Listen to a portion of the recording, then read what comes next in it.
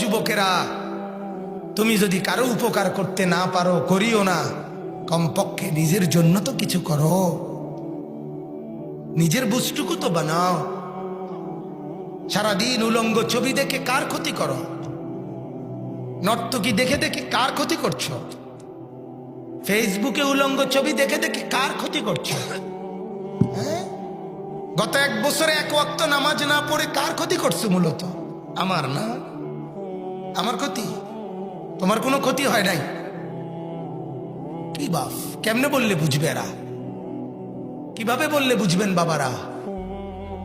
যার ঘরে ছেলে নামাজ পড়ে না, মেয়ে নামাজ পড়ে না, বিবি নামাজ পড়ে না, আল্লাহর কসম আমার তো মন হয় ওই ঘর থেকে তো মানুষ মারা গেলে যে চিৎকার হওয়ার কথা, তার চাইতে কোটি গুণ বেশি চিৎকার থাকার কথা ছিল ওই ঘরের মা বাবার, যে ঘরের সন্তানরা নামাজ পড়ে না। অথচ ওই বাবারও ঘুম আসে, মারও ঘুম আসে। আহা, আল্লাহর নবী সাল্লাল্লাহু আলাইহি সাল্লাম ফাতেমার মতো মেয়ে, যিনি এমনিতেই মুত্তাকি 100 ছিলেন, তবুও তিনি ফজরের নামাজের ওয়াক্তে ফাতেমাকে তুলতেন। হাদিসে আছে, ফাতেমাকে ঘুম থেকে তুলে দিতেন, ফজরের নামাজে জাগাতেন। আল্লাহর নবী সাল্লাল্লাহু আলাইহি ওয়াসাল্লাম, ইয়া ফাতেমা কুমি লিস-সালাহ, ফাতেমা নামাজের জন্য জাগো মা, আনকিজি নাফসাকে মিনান নার, জাহান্নামের আগুন থেকে নিজেকে বাঁচাও মা, নবীজি বলতেন ফজরের ওয়াক্তে গিয়া গিয়া। অতএব বাজান, আল্লাহ তাআলা বলেন, আমার জমিনে যে অহংকার করে না, আমার জান্নাত তার জন্য। ওয়ালা ফাসাদান, ও বলতেছিলাম অহংকারের এক অর্থ হলো হককে না মানা। কি না মানা?